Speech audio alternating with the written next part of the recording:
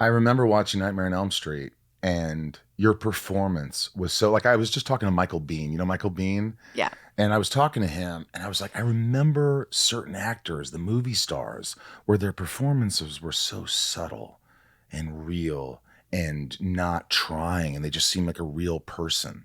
And when I watched you in Nightmare, it just was, you brought this grounded, if it weren't for you as the lead, I mean, Wes really knocked it out of the park, because it was like, if you would have got some known actress, or it could have been complete, but the fact that there's this innocence, girl next door kind of, but real, like an actor, like I really felt like you weren't trying, you were just being.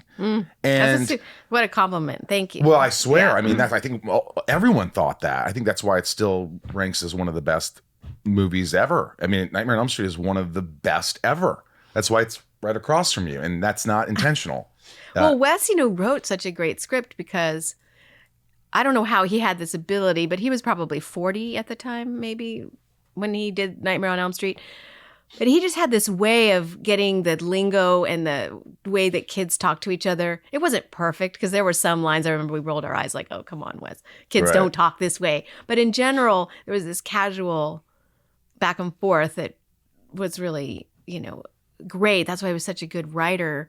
Mm-hmm. And a lot of his movies, same with Dream Warriors, there's this casualness between the patients in the hospital that it's real. And I think that's why that movie too is so popular with kids. I think that's the second best one of all. Yeah. Don't you? Yeah.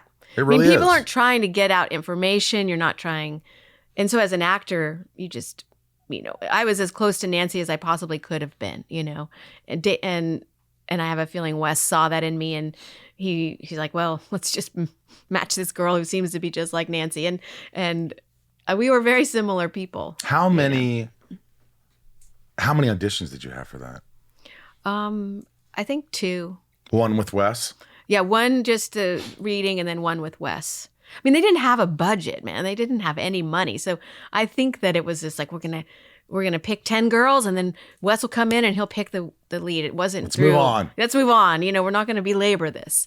I remember it was only 2 weeks, like from the first audition to getting the part. But my point was about saying how grounded you were and how subtle, and it just felt like a movie star. It felt like, I'm shocked that like the offers weren't flooding